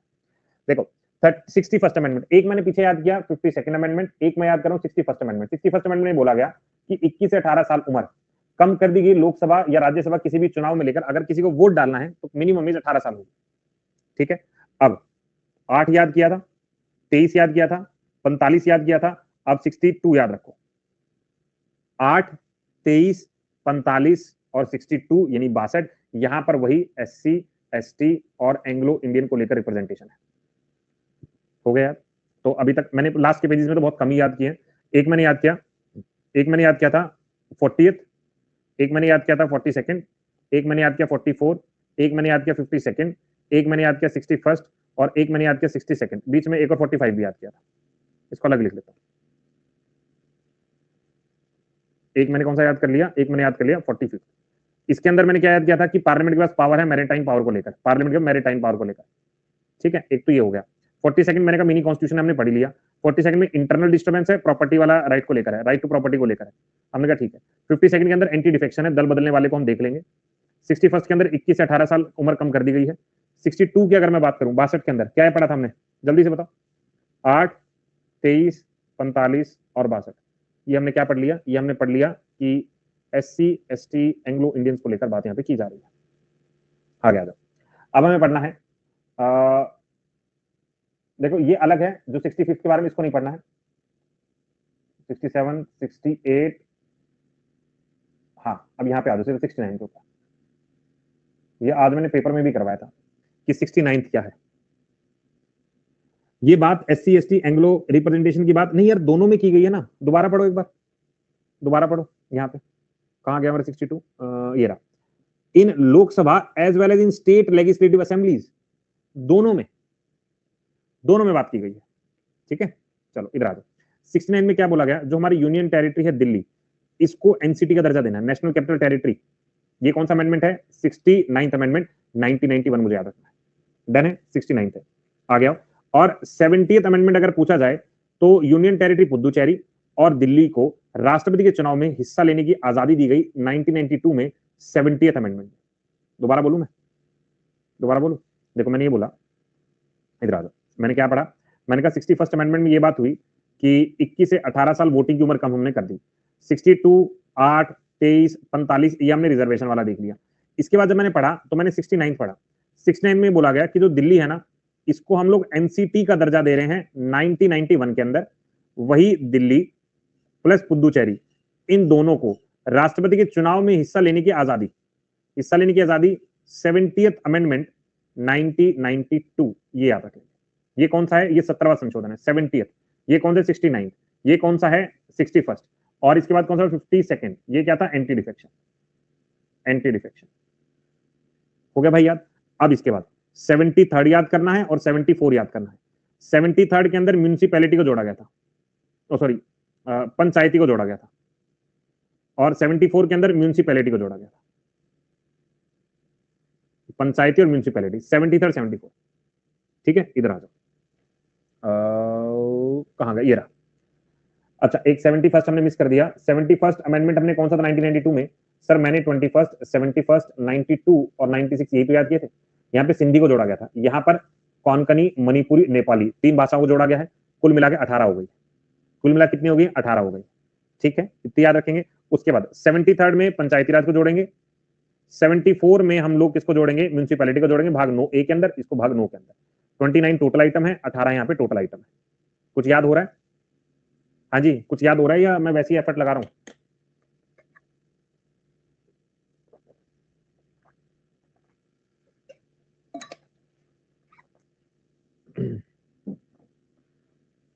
वैसे बच्चे तो ज्यादा नहीं है, लेकिन जितने बच्चे हैं कोशिश करो याद करने की। ठीक है, बाद में दूसरे बच्चे चिल्लाएंगे जब वो बाद में पढ़ेंगे ना, फिर वो 2x पे लगा के याद करने की कोशिश, तब वो बात बनेगी नहीं। आगे बढ़ते हैं। नेक्स्ट आता है यहाँ पर आप थोड़ा सा याद करेगा। 76 हमने छोड़ दिया, 77 हमने छोड़ दिया, इधर आओ। 78 मिस किया, 79, 8, 23, 45, 62 और 79, ये सारे किसको लेकर हैं? SC ST एंग्लो इंडियन को लेकर। SC ST एंग्लो इंडियन को लेकर रटो इनको। ठीक है, नेक्स्ट आ जाएगा, छोड़ दिया 85th, हाँ 82nd, 83rd, 84th, इस पॉइंट पे आने सीधा। अब ध्यान से सुनना यार, अभी थोड़ी देर पहले मैंने ये किया था कि 31st अमेंडमेंट में लोकसभा की सीटें 525 से बढ़ाकर 545 की थी कि नहीं की थी 31st के अंदर। अब ये क्या कह रहा है कि यहां पर लोकसभा की सीटों को या किसी भी राज्यसभा की सीटों को 2026 तक हम लोग फिक्स कर रहे हैं। हम लोग फिक्स कर रहे हैं। मैंने 75th लिखा है क्या? कहां पे? 79 ठीक तो लिखा है, ठीक तो लिखा है। नहीं, वो एंग्लो इंडियन को लेकर नहीं, वो एंग्लो इंडियन को लेकर नहीं, उसको नहीं पढ़ना। इधर आओ, हमने क्या बोला? 26 तक फिक्स कर लिया, लेकिन जो यहां पर जनगणना होगी वो 1981 की होगी। दोबारा समझो, मैंने कहा, मैंने शुरू में ना 31st अमेंडमेंट देखा था, जहां पे मैंने लोकसभा की सीटों को 525 से उठाकर 545 कर दिया था, ये मुझे पता है। अब मैंने 84th अमेंडमेंट जब देखा ना, तो मैंने कहा यार लोकसभा की सीटें हो या राज्यसभा की सीटें हो, इन सब की सीटों को 2026 तक हम लोग फिक्स करने वाले हैं। जनगणना 1991 की जनगणना के हिसाब से फिक्स करेंगे। ये पॉइंट मुझे याद रखना है। कौन सा है? जनगणना है 1991 की, इस पॉइंट पे जोर देना है। ठीक है, ये 2001 की बात है, 84th अमेंडमेंट है। क्लियर है? आगे आ जाओ। अब थोड़ा ये याद कर लेंगे। 86 अमेंडमेंट हमने क्या पढ़ा था कि 6 से 14 साल के बच्चों को शिक्षा देना कंपलसरी है। आर्टिकल नंबर 21A को जोड़ा है और आर्टिकल नंबर 45 को मॉडिफाई करके आर्टिकल नंबर 51A का भाग K को जोड़ा है। सर अब हमारा सर फट रहा है, कोई बात नहीं, थोड़ी देर होल्ड रखना। अब मैंने क्या बोला? एक 87th अमेंडमेंट अभी दिमाग में रख लेना यार। एक हमने 65 अमेंडमेंट को याद किया क्या? 65 एक बार मुझे देखना पड़ेगा, मैंने शायद 65 कुछ इंपॉर्टेंट मिस किया है। 65, हाँ ये रहा। 65 अमेंडमेंट क्या था? ध्यान से सुनना। 65 में ये था कि नेशनल कमीशन फॉर SC और ST in place of special officer. ठीक है, ये याद करना था। नेशनल कमीशन फॉर SC और ST का निर्माण किया गया था 65वें के थ्रू, 65 के थ्रू। ये हमें याद करना था, ये याद करना था। ठीक है, अभी कोई बच्चा अगर बीच में जुड़ पा रहा होगा ना भाई, उसे समझ पाना। तमोजीत कुछ समझ में आया भाई? तमोजीत कुछ समझ में आया? देखो जो नया बच्चा इन बिटवीन आ रहा होगा भाई, सच बता रहा हूँ, वो नहीं रिलेट कर पा रहा होगा, है ना, उसको लग रहा होगा कि दीन दुनिया से अलग बातें चल रही है। इधर आओ। तो वापस वापस वापस 84 याद करो। 84 में हमने लोकसभा की सीटों को फिक्स किया है 1991 के हिसाब से, ठीक है। उसके बाद सीधा हमने किस पे आ रहे हैं, इधर आ जाओ 87 पे। यहां पर जनगणना जो होगी 2001 की जनगणना के हिसाब से सीटें फिक्स करोगे। ये कौन सा है, ये है 87th अमेंडमेंट। 86 क्या था मैं बताता हूं तुम्हें, एक बार इन सबको लिख लिया जाए, हमने कौन कौन सा भी नया नया पढ़ा, इन सबको लिख ले। एक तो इस पेज के हमने ऊपर कौन सा पढ़ा है, 84 पढ़ा है, 86 पढ़ा है और 87 पढ़ा है। इधर आओ देखो, सबसे पहले हम लोग लिखते हैं 69th अमेंडमेंट, या इसको भी रब करो 65th अमेंडमेंट। इसमें हमने किया था नेशनल कमीशन फॉर एससी और एसटी, इसका निर्माण एक। दूसरा जो 69th अमेंडमेंट में हमने दिल्ली को एनसीटी का दर्जा दे दिया। 70th अमेंडमेंट, यहां पर दिल्ली और पुदुचेरी को दोनों को राष्ट्रपति के चुनाव में हिस्सा लेने की आजादी, ये हो गया डन। उसके बाद 73rd, इसका मतलब पंचायती राज। 74 इसका मतलब क्या हो गया, म्यूनिसिपैलिटीज। अब आ जाओ, अब यहां तक हमने सारे कर लिए, अब आएगा कुछ नई नई बातें। 84th अमेंडमेंट, इसमें हमने क्या किया था, लोकसभा की सीटों को फिक्स कर लिया 1991 की जनगणना के हिसाब से। और 87th अमेंडमेंट के अंदर हमने यही लोकसभा की सीटों को 2001 की जनगणना के हिसाब से फिक्स कर लिया। ये बात समझ में आ गई। 84th में जनगणना 1991 की है और इन सीटों को 2026 तक फिक्स किया गया है, लेकिन अब जनगणना 2001 की होगी, लेकिन सीटें 26 तक ही फिक्स होंगी। 84, 87 बात समझ में आई। अब बीच में आ रहा था 86th अमेंडमेंट। 86th अमेंडमेंट क्या कहता है कि 6 से 14 साल के बच्चों को शिक्षा देना अनिवार्य है, मैंडेटरी है, यह कंपलसरी है। क्यों, क्योंकि आर्टिकल नंबर 45 के अंदर यह लिखा गया था कि 0 to 6 ईयर के बच्चों को शिक्षा दो। इसी को मॉडिफिकेशन किया गया 86th अमेंडमेंट के थ्रू और आर्टिकल नंबर 21A में जोड़ा गया। ये फंडामेंटल राइट्स है, मतलब अगर आप अपने बच्चे को शिक्षा नहीं दोगे तो आपके बच्चे आपको हाईकोर्ट सुप्रीम कोर्ट घसीट सकते हैं। दूसरा, आर्टिकल नंबर 51A का भाग के, ये किसके अंडर में आता है, ये आता है मौलिक कर्तव्यों के अंडर में, कि आम इंसान का ये कर्तव्य है कि अपने बच्चों को शिक्षा दे, अगर वो 6 से 14 साल के बच्चे हैं उनको शिक्षा दे। ये 51A का भाग 11वां है, इसमें जोड़ा गया है। तो ये कौन सा है, ये 86th अमेंडमेंट है। 86 है। और 85 हमने याद नहीं किया था, इसके साथ हमने कौन सा याद किया था, 79 याद किया था। बोलो जी, कुछ बातें दिमाग में गई। अब यहीं पे ना आप याद करिएगा 89th अमेंडमेंट। 89 क्या कहता है कि जहां पर हमने एससी के लिए पढ़ा था, एसटी के लिए पढ़ा था, इन दोनों को अलग अलग कर दिया गया है। ये 89th अमेंडमेंट है। कौन सा, 89th अमेंडमेंट है, जहां पर अलग से बनाया गया national commission for schedule caste, national commission schedule tribe, article number 338A और आर्टिकल नंबर 338। भाई ऐसा होच पोच तो नहीं हो गया दिमाग में कि दिमाग के तोते से मरने लगे हो, जिंदा है, जिंदा है, ठीक है। मैंने क्या बोला था, मैंने ये बोला था कि 65वां संशोधन जब आया तो इसमें ना नेशनल कमीशन फॉर एससी और नेशनल कमीशन फॉर एसटी अलग अलग नहीं थे, एक ही कमीशन था। लेकिन जब हमने 89th अमेंडमेंट देखा तो इन्होंने क्या कर दिया, नेशनल कमीशन और एससी अलग, नेशनल कमीशन एसटी अलग, इन दोनों को आर्टिकल नंबर 338 इसका और आर्टिकल नंबर 338A इसका अलग कर दिया गया था, ठीक है। ये हमें याद रखना है, ये याद करना है, ठीक है। इसके बाद 90th अमेंडमेंट याद क्या करना है, छोड़ दिया मैंने, छोड़ दिया। 91st अमेंडमेंट क्या कहता है, 91st अमेंडमेंट ये कहता है कि कैबिनेट मिनिस्टर जो होंगे वो सारे मंत्रिमंडल के 15% से ज्यादा नहीं होंगे, बस इतना ही तो याद करना है। आर्टिकल नंबर का और जितने भी काउंसिल के मिनिस्टर हैं, 84 से रिपीट कर दो, एक बार रिपीट कर देता हूं मैं, बस ये वाला बता दूं फिर रिपीट कर दो। 91st अमेंडमेंट ये बोला गया कि प्रधानमंत्री और जितने कैबिनेट हैं 15% से ज्यादा नहीं, 75 का क्लोज ए। उन्होंने कहा कि चीफ मिनिस्टर और बाकी काउंसिल के मिनिस्टर को मिलाकर 15% से ज्यादा नहीं, आर्टिकल नंबर कौन सा, 164 का ए, बस। और जो पार्टी बदलेगा एंटी डिफेक्शन के अंदर लपेटा देंगे। चलो दोबारा पढ़ते हैं, कहां से पढ़ा हूं मैं, चलो तुम्हें थोड़ा पीछे से लेके जाते हैं, 61 से बताता हूं। चलो 61 में ये पढ़ा था कि 21 से 18 साल उम्र कम कर दी गई, वोटिंग करो। 8, 23, 45, 62 और 79 ये हमने पढ़ लिया, सब में एक ही चीज लिखी गई है एससी एसटी को लेकर। उसके बाद हमने 65 पढ़ा, 89 पढ़ा। 65 में national commission for SC ST एक ही था, 89 में इनको अलग अलग कर दिया गया, डन। 69 में दिल्ली को एनसीटी का दर्जा दिया गया, डन। 70 के अंदर दिल्ली पुदुचेरी को राष्ट्रपति चुनाव में हिस्सा लेने की आजादी, डन। 71 के अंदर कोंकणी, नेपाली, मणिपुरी 3 भाषाओं को जोड़ा गया, डन। 73 के अंदर पंचायती, 74 के अंदर म्यूनिसिपैलिटी, डन। आ गया। उसके बाद हमने क्या पढ़ा? उसके बाद हमने पढ़ा 79 ये हमने देख लिया था, आगे बढ़ते हैं। अब 84 में 84, 87, 84 के अंदर कहा कि लोकसभा की सीटों को 2026 तक तुम लोग फिक्स कर दो, इसको हिलाओ नहीं, इसको फिक्स कर दो, हिलाना नहीं है। इसको जब तुम फिक्स करोगे तो 1991 की सेंसस के हिसाब से करोगे, 87 के अंदर फिक्स करोगे 2001 के सेंसस के हिसाब से करोगे। हमने कहा कर दिया, ठीक है। 85 हमने कहा छोड़ दिया।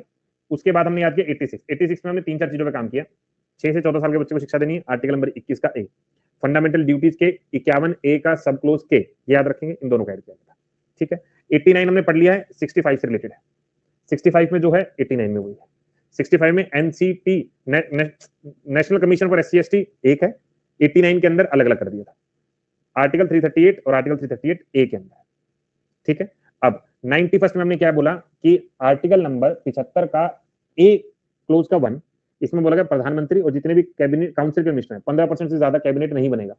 ऐसी चीफ मिनिस्टर और बाकी जितने मंत्रिमंडल हैं उनको मिलाकर 15% से ज्यादा रिजर्वेशन नहीं बनेगा। 164 का क्लोज किया हो गया। अब 92 आएगा तो लैंग्वेज को लेकर होगा, 92 आएगा लैंग्वेज को लेकर होगा, 2003 में आया था। यहां पर बोडो, डोगरी, सैथली, मैथिली 4 भाषाओं को जोड़ दिया, कुल मिलाकर भाषा हो गई 22।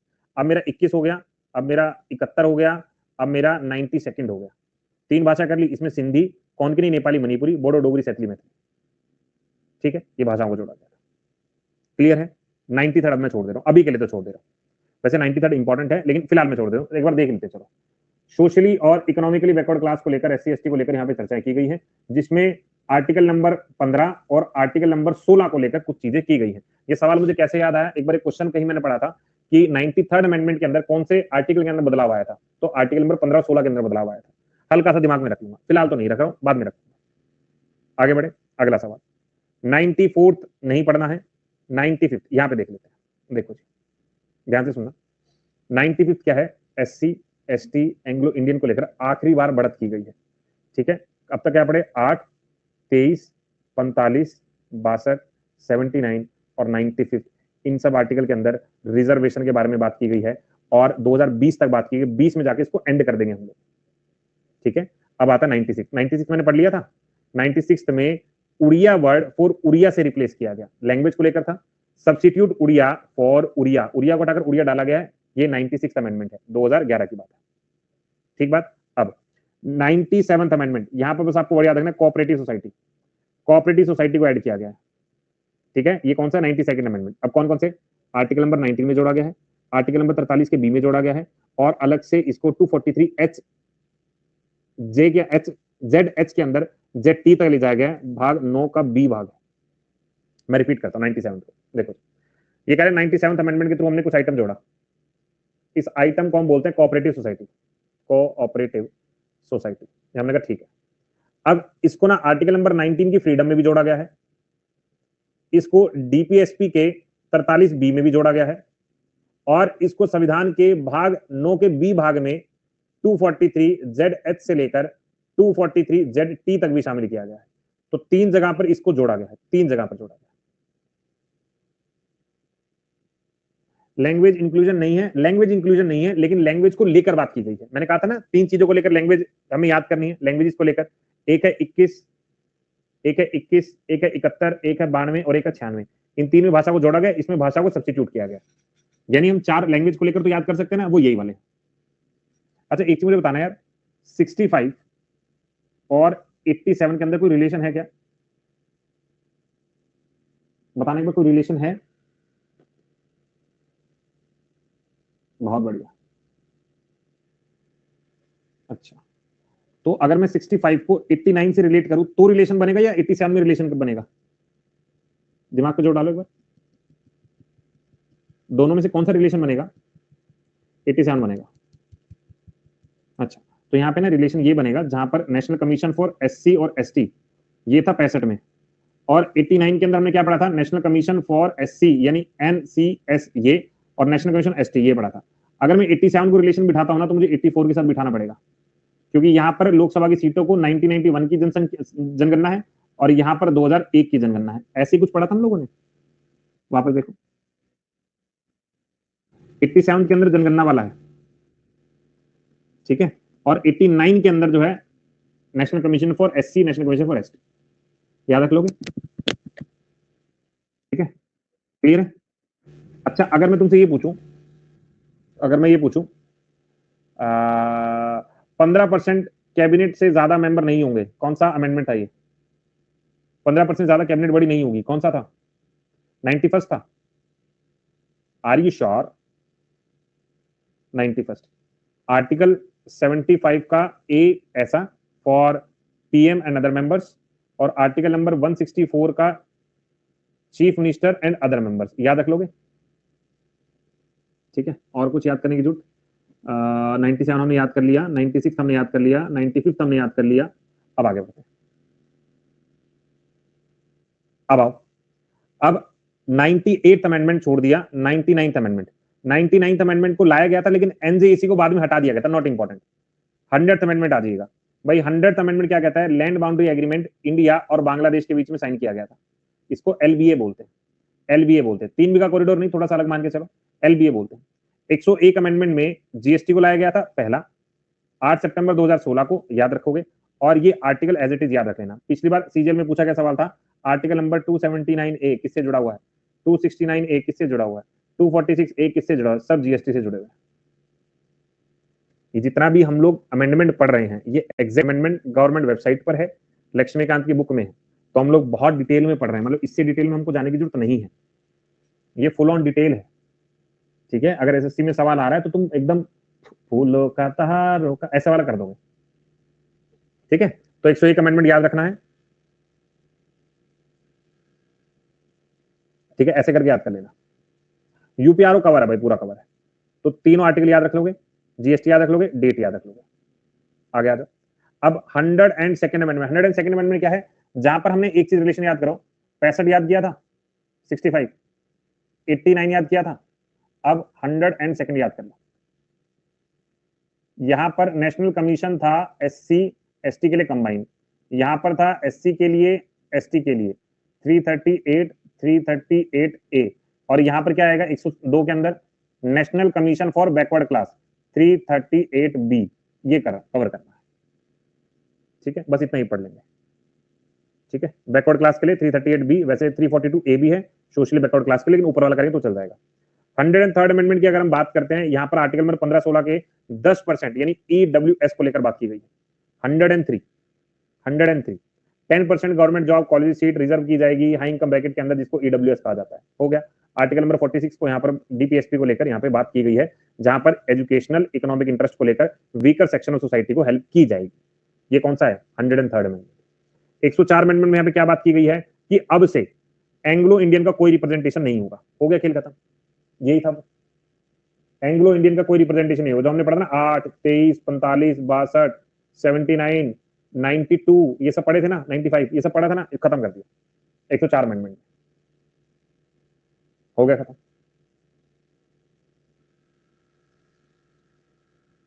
ठीक है।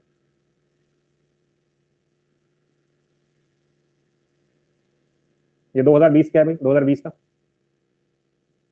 ठीक है, अब खत्म कर दिया, आगे आ जाए। अब लास्ट अमेंडमेंट है 105, ये 21 में आया था। इस अमेंडमेंट के थ्रू ये बात की गई थी कि प्रेसिडेंट किसी भी लिस्ट को लेकर, किसी भी चीजों को लेकर, बैकवर्ड सोशली को लेकर किसी को भी रिजर्व कर सकता है। यहाँ पर 105 अमेंडमेंट ये बात बोली गई कि यहाँ पर गवर्नमेंट की एबिलिटी है कि किसी भी सोशली और एजुकेशनल बैकवर्ड ओबीसी कैटेगरी को ये हेल्प कर सकता है, और ये पावर किसको दी गई है? ये पावर प्रेसिडेंट को दी गई है, बस इतना से याद कर लेना। प्रेसिडेंट के हाथ में पावर है, किसी भी कैटेगरी को बैकवर्ड क्लास क्रिएट कर सकता है, उसको हेल्प करने के लिए, बस ये हमको समझना, ये 105 अमेंडमेंट है, ठीक है जी। ये हो गया हम लोगों को कौन सा अमेंडमेंट वाला था, ठीक है। अभी वो बिल है ना, बिल है ना, ये आ गया, मैंने ऐड नहीं किया,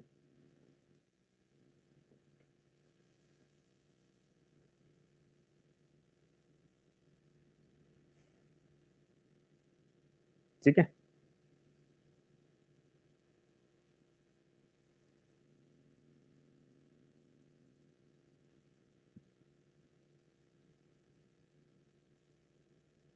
चलो आगे चलें थोड़ा सा, अब थोड़ा और, हाँ वैसे ही कंफ्लिक्ट को लेकर। अब क्वेश्चन आता है हमारे अलग अलग भाग में क्या क्या चीजें मेंशन है। ये भाग वाला सवाल भी बहुत बार आ रहा है आजकल, ठीक है। अब हमें समझना है भाग वाला पार्ट कि कौन कौन से भाग में क्या क्या चीजें मेंशन है, उन सारी बातों। सबसे पहले आता है हमारे पास भाग एक। तो सबसे पहले हम कहेंगे भाग एक में जाने से पहले कि यूनियन होना चाहिए, ठीक है। 1 से 4 आर्टिकल हो गए। भाग 2 में नागरिकता है, 5 से 11 हो गया। भाग 3 में मौलिक अधिकार है, 12 से 35 हो गया। भाग 4 में डीपीएसपी है, ये भाग 36 से 51 हो गया। 4A फंडामेंटल ड्यूटीज है, भाग 51A हो गया, मतलब आर्टिकल ये वाला हो गया। अब अगला भाग 5 आ गया। भाग 5 में क्या करना है, भाग 5 में 52 से लेकर 151 तक है, और इसके अंदर हम यूनियन संघ के बारे में पढ़ते हैं। और भाग 6 के अंदर 152 से लेकर 237 तक आता है, और इसमें हम राज्यों के बारे में पढ़ते हैं, ठीक है। 5 और ये जो 7वां है ना, 6ठा और 7वां दोनों में स्टेट के बारे में चर्चा की गई है। 8वां जो है वो यूनियन टेरिटरीज के बारे में इंपॉर्टेंट है। 9th जो है पंचायती राज के बारे में। ये तुम एक बार पढ़ती आंसर लगा सकते हो, पढ़ते आंसर लगाओगे। भाग 1 यूनियन और उसकी टेरिटरी, ठीक है। भाग 2 नागरिकता। भाग 3 मौलिक अधिकार। भाग 4 डीपीएसपी। भाग 4A मौलिक कर्तव्य। भाग 5 यूनियन। भाग 6 राज्य। भाग 7 राज्य जो भाग बी में है। भाग 8 केंद्र शासित प्रदेश। और भाग 9 पंचायती राज। भाग 9A म्यूनिसिपैलिटी। भाग 9B कोऑपरेटिव सोसाइटी। भैया 9 तक मुझे याद हो गए, कहाँ गए? 9A तक याद हो गए, कुछ कुछ, ठीक है। आगे बढ़े। अब मुझे याद करना है इनमें से आगे जो इंपॉर्टेंट है। भाग 12, क्योंकि यहाँ पे राइट टू प्रॉपर्टी वाला है, क्वेश्चन एग्जाम में डायरेक्ट आता है, ठीक है। थोड़ा आगे आ जाओ। भाग 15 इलेक्शन को लेकर है।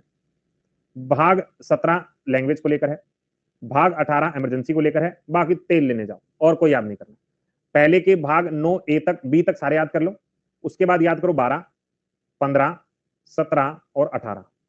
आओ मेरे साथ आंसर लगाते हैं। चलो जी, अब आप लोग लगाओगे भाग 1 में क्या है।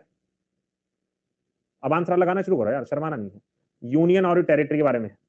2 में क्या है, नागरिकता है। 3 में क्या है, मौलिक अधिकार है। 4 में क्या है, राज्य के नीति निर्देश है। 4A में क्या है, कर्तव्य है। 5 में क्या है, संघ है। 6 में क्या है, राज्य है। 7 में क्या है, राज्य बी कैटेगरी के अंदर जो आ जाएंगे वो हो जाएंगे, ठीक है जी। 8वां केंद्र शासित प्रदेश। 9 हो गया पंचायती राज। 9 का ए हो गया म्यूनिसिपैलिटीज। 9 का बी हो गया कोऑपरेटिव सोसाइटीज। अब लगाना शुरू करो। 12 में सर हमें प्रॉपर्टी वाला याद रखना है, यहाँ पे हल्का सा ट्रेड याद रख लेंगे ताकि प्रॉपर्टी वाला पॉइंट याद आ जाए। 15 याद आएगा तो हमें इलेक्शन याद आ जाएगा, ठीक है। अगर हमें 17 याद आएगा तो 17 में क्या आएगा और 18 में क्या आएगा, यहाँ पर लैंग्वेजेस याद आ जाएंगी। 18 में इमरजेंसी याद आ जाएंगी। इतना याद कर लोगे, इतना याद कर लोगे, ठीक है। आगे चलो भाई, क्लास वर्थ इट लग रही है जितना आज हम लोग जोर लगा रहे हैं पॉलिटी के ऊपर।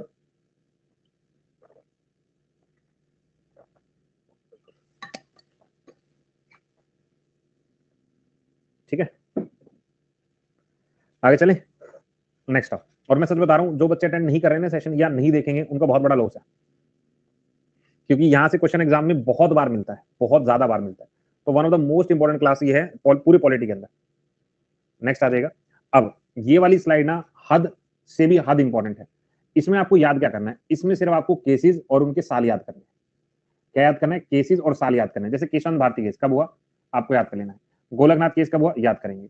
नानावती केस कब हुआ याद करेंगे। तो आपको इनके ईयर याद रखना है। बहुत बार ऐसा आएगा मैच द फॉलोइंग होगा और कहेंगे इनको मैच करो, मैच करो, ठीक है। तो आपको सिर्फ इनके ईयर याद रखना, कुछ याद नहीं करना, ठीक है। दो ही शीट है सिर्फ, ये बार लास्ट में करेंगे। अब आते हैं हम हमारे शेड्यूल के ऊपर। ये शेड्यूल देखना। हाँ, केसेस का क्वेश्चन आ जाता है, आ जाता है। बल्कि ये तो मैं बहुत आसान वाला बता रहा हूं, अगर वो खून पीने पे उतर जाए तो इस सवाल में बहुत मुश्किल भी बन सकता है, ठीक है। लेकिन बहुत इजी कैटेगरी में बात करें तो ये वाला है। इसकी हिंदी पीडीएफ भी दे दूंगा इसकी हिंदी पीडीएफ, कोई ज्यादा बड़ी बात नहीं है। अभी तक सबकी मिल रही है ना, इसकी भी कर देंगे, कोई ज्यादा दिक्कत वाली बात नहीं, कर दूंगा इसकी। अब शेड्यूल को करते हैं। हाँ, मैथ में आता है ईयर के साथ। ये तो आरओ पीसीएस एसएससी किसी में भी आ सकता है, ठीक है। चलो अब हमारे पास नेक्स्ट कैटेगरी है शेड्यूल ऑफ इंडियन। अब शेड्यूल देखते हैं। ठीक है, ध्यान से देखते हैं शेड्यूल क्या कहना चाह रहा है।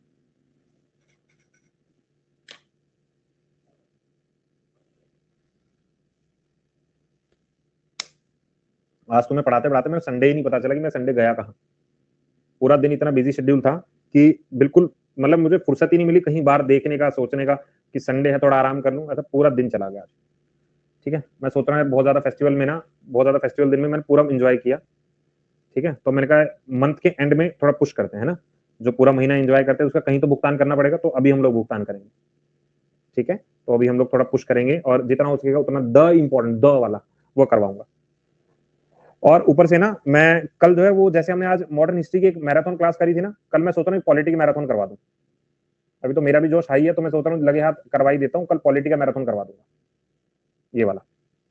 ठीक है, सुबह सुबह बायोलॉजी की क्लास तो हो ही जाएगी अपनी, 8:30 से लगभग हम 10 बजे तो फ्री हो ही जाते हैं। उसके 12 बजे सेशन रखते हैं। 12 बजे वाला सेशन हम लोग क्या करेंगे, इसको 1:30 बजे तक या 2 बजे तक इस सेशन को ले लेंगे। ठीक है, आज चीट मील में खाया बहुत सारा और रीजन भी किया, बहुत बढ़िया किया। 3 बजे वही हमारा पेड क्लास रहेगा हिस्ट्री का कल। 8 से 9:30 बजे तक हम लोग वाईटी पर। ठीक है, 10 PM हम लोग वही करते हैं अपना मॉक टेस्ट, ये मॉक कर लेंगे। ठीक है, चलो अब शेड्यूल समझते हैं सर। करो करो करो करो करो करो, हमें शेड्यूल की जगह चाहिए। अबे भैया क्या हाल है, एकदम ठीक ठाक? समझो जरा इसको, अभी एक बार में तुम्हें सारे शेड्यूल याद करवाऊंगा। अबे सिर्फ मुझे 5 मिनट देना, तुम्हें सारे शेड्यूल याद करवा दूंगा मैं। ठीक है, देखो सबसे पहले ये बोला कि जब भी हमें अपने शेड्यूल याद करने, सबसे पहले मैं कहता हूं हमारे देश के अंदर एक स्टेट होगा और यूनियन टेरिटरीज होगी, इसको बोलते हैं शेड्यूल पहला। ठीक है, एक याद हुआ। दूसरा, अगर मुझे कोई स्टेट काम करवाना है, किसी यूनियन टेरिटरी से काम करवाना है, तो हम ये कहेंगे कि कुछ बड़े अधिकारियों को बुला के लेके आओ। जैसे अधिकारी कौन, जैसे अधिकारी हैं राष्ट्रपति, जैसे अधिकारी हैं गवर्नर, जैसे अधिकारी स्पीकर, जैसे राज्यसभा के, लोकसभा के speaker, supreme court high court के जजेस, इन सबको बुला के लेके आओ। और ये आएंगे क्यों, जब इनको हम सैलरी देने का वादा करेंगे। ठीक है, इनको हम क्या करेंगे, सैलरी देने का वादा करेंगे। तो मैंने प्रधानमंत्री, सॉरी राष्ट्रपति, governor, supreme court high court के जजेस और लोकसभा राज्यसभा के स्पीकर, इन सबको बुला लिया सैलरी देने के वादे में कि भाई तुम्हें सैलरी मिलूंगा, आ जाओ। ये आ गए। तीसरा पॉइंट मैंने क्या बोला, तीसरा पॉइंट मैंने ये बोला कि जब सैलरी पे आए ना, तो इन्होंने कहा कि हम काम कब करेंगे, जब तुम हमें शपथ दिलवाओगे। शपथ दिलवा दी किन को भाई, एक्सेप्ट याद रखना, प्रेसिडेंट को और वाइस प्रेसिडेंट को छोड़कर बाकी सबको शपथ दिलवा दी। ध्यान से सुनते रहना, यहाँ से क्वेश्चन पूछूंगा अभी मैं। नंबर 4 में मैंने कहा राज्य को चलाने के लिए, देश को चलाने के लिए कुछ लोगों को बुलाएगा तनख्वाह पे, इनको शपथ दिलवाई इन दोनों को छोड़कर। और चौथे में क्या बोला, चौथे में बोला कि इन्होंने कहा कि हमारे नीचे काम करने के लिए कुछ लोग बुलाओ। हमने कहा राज्यसभा से कुछ लोगों को बुला लेते। हमने कहा ठीक। राज्यसभा के लोग बोले हमें तो बुला लिया, लेकिन शेड्यूल्ड एरिया और शेड्यूल्ड ट्राइब के लोगों को छोड़ो मत, उन्हें भी बुलाओ। हमने उन्हें भी बुला लिया। छठे में क्या बोला, कह रहा असम, मेघालय, त्रिपुरा और मिजोरम, इन 4 राज्य से बुलाओ, ये राज्य बहुत बोल रहे हैं। हमने कहा डन। इन सबको बुलाने के बाद हमने एक लिस्ट तैयार करवाई जिसके अंदर यूनियन, कॉन्करेंट और स्टेट तीनों का काम डिसाइड कर दिया। डन। कह रहे इनकी लैंग्वेज क्या होगी, कह रहा वो हम बता देते हैं कि ये लैंग्वेज का इस्तेमाल करना। हमने कहा डन। 9th के अंदर कह रहे इनका रेगुलेट करना भी जरूरी है, रेगुलेशन करो। अगर कोई पार्टी छोड़ के भागा तो एंटी डिफेक्शन लगा देंगे। और लोकल में पंचायत और म्यूनिसिपैलिटी का चुनाव हम लोग करवा देंगे। दोबारा समझ, मैंने सबसे पहले बोला कोई राज्य को चलाने के लिए राज्य और केंद्र शासित होने जरूरी है। जब इनको चलाएंगे तो हम राष्ट्रपति, गवर्नर, लोकसभा के स्पीकर, राज्यसभा के स्पीकर, सुप्रीम कोर्ट का जज और हाई कोर्ट के जज, इन सबको तनख्वाह पे बुलाया हम लोगों ने। तनख्वाह पे जब इनको बुलाया, इनको शपथ दिलवा देंगे, सिवाय किनके, राष्ट्रपति उपराष्ट्रपति के। फिर इन्होंने कहा राज्यसभा के लोगों को बुलाओ काम करने के लिए। इन्होंने कहा शेड्यूल ट्राइब के लोगों को बुलाओ। हमने कहा असम, मेघालय, त्रिपुरा, मिजोरम, इन लोगों को बुलाओ। हमने कहा लिस्ट बना देते कौन किसका काम करेगा। 8th में हमने कहा भाषा क्या होगी, लिस्ट की हम बता देते हैं। 9th में रेगुलेशन एक्ट लेके आएंगे, कैसे रेगुलेट करेंगे। 10th में अगर किसी ने पार्टी बदली तो हम देख लेंगे। और 11 के अंदर म्यूनिसिपैलिटीज होगी, सॉरी पंचायती होगी, और 12 के अंदर म्यूनिसिपैलिटीज होगी। यही 12 शेड्यूल हमें मेंशन किए गए। इधर आ जाओ सर। असम, मेघालय, त्रिपुरा और मिजोरम, इन चारों राज्य को किस शेड्यूल में मेंशन किया गया है? इन चारों राज्यों को किस शेड्यूल में मेंशन किया गया, आंसर दो। 4 लोग आंसर लगाओ। बस सारे एकदम शांत। छठे के अंदर किया गया। किसके अंदर किया गया? छठे के अंदर किया गया। अगर मैं तुमसे ये कहूं कि शेड्यूल एरिया और शेड्यूल ट्राइब के लोगों को शामिल करने की बात की गई, कौन से शेड्यूल के अंदर, शेड्यूल 5वां। अगर मैं ये कहूं शपथ दिलवानी है, सिवाय किनको, इनको नहीं दिलवानी है, किनको दिलवानी है, प्रेसिडेंट और वाइस प्रेसिडेंट को। अगर मैं ये कहता हूं कि शेड्यूल 2 में इनमें से कौन शामिल नहीं है, राष्ट्रपति, उपराष्ट्रपति, कैग, सुप्रीम कोर्ट का जज, आंसर क्या लगाऊं?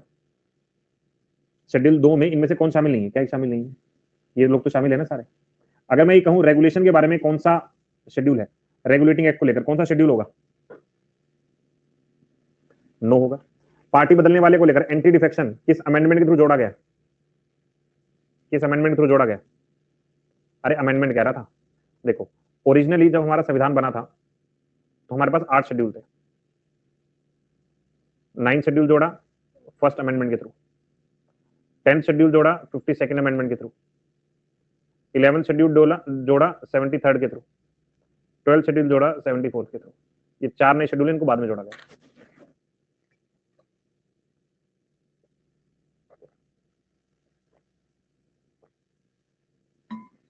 बात समझ में आ गई? अगर मैं तुमसे कहूं कि सारे शेड्यूल लिख दो तो तुम लिख दोगे? स्टेट और यूनियन, सैलरियां दोगे, शपथ दिलवाओगे, राज्यसभा के लोगों को बुलाओगे, शेड्यूल एरिया शेड्यूल ट्राइब के लोगों को बुलाओगे, असम मेघालय त्रिपुरा मिजोरम के लोगों को बुलाओगे, लिस्ट तैयार करके दोगे, भाषा उनकी बताओगे, रेगुलेटिंग बताओगे, एंटी डिफेक्शन बताओगे, पंचायत बताओगे, म्यूनिसिपैलिटी बताओगे। भाई ये मुश्किल है क्या? और पेपर में यही सवाल आते हैं, यही हम गलत कर देते हैं, यही तो आते हैं ना पेपर में, और यही हम गलत करके आते हैं। बहुत बार पेपर में ऐसे आता है कि शेड्यूल 6 के अंदर इनमें से कौन सा राज्य नहीं होगा? असम, मेघालय, त्रिपुरा, मणिपुर। क्या आंसर लगा के आऊं? क्या आंसर लगा के आऊं? कौन सा राज्य शामिल नहीं होगा? मणिपुर नहीं होगा। क्या लगाऊं? मिजोरम लगा देता हूं। यही पेपर का सवाल है, इन्हीं सवालों पे सारा गेम चलता है। ठीक है, ये हो गए हमारे शेड्यूल।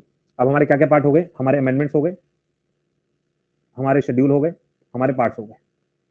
और क्या बोला था? बोरिंग बोला, बोरो हमने क्या क्या किया यहाँ पे। इसमें से कुछ करने वाली बात नहीं है, आप लोगों को पढ़ना ही है, याद ही करना है। 1.5 आवर हो गया यार, पता ही नहीं चलता टाइम का। चलो, वैसे भी तुम्हारा घर का होमवर्क है, इसे तुम घर पर ही खुद करोगे।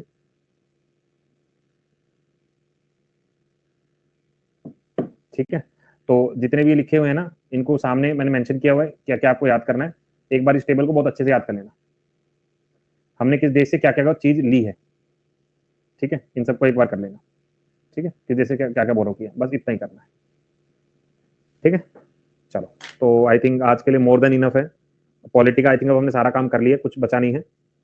अच्छा सर, आपकी रिकॉर्डिंग क्लास देखता हूँ, कोई बात नहीं यार, बहुत बढ़िया कर रहे हो। ठीक है, हिंदी वाला कल दे दूंगा यार, टेलीग्राम पे शेयर करवा दूंगा। हिस्ट्री बाकी, हिस्ट्री बैच में इनरोल है, लेकिन क्लास नोटिफिकेशन नहीं आती। बस क्लास नोटिफिकेशन, अंकिता एक काम कर लो, सुबह 8:30 बजे फिक्स है, टाइम चेंज नहीं होगा, और दोपहर को 3 बजे, बस ये 2 टाइम है पेड की, और कोई टाइम नहीं है। ठीक है, चलो, तो आज के लिए फिर इतना ही रखते हैं। अब आप लोगों से मुलाकात जो है, हम लोग केसेस इतना ही पढ़ लो, केसेस को तो आप यहीं से याद कर लेना, तो इतना ही याद करना। आज फर्स्ट टाइम लाया, चलो, आज हमारी भी रैंडम टाइम क्लास है ना, इसलिए। चलो जी, अब मुलाकात करेंगे कल सुबह 8:30 AM पर। तब तक के लिए गुड नाइट। मैं भी थक गया हूँ, तुम भी आराम करो। ठीक है, चलो, गुड नाइट। अब थोड़ा रुक जाना। वीडियो अच्छी लगे तो लाइक, शेयर और सब्सक्राइब करना मत भूलना। याद तो रहेगा ना? चलो चलते हैं, बाय।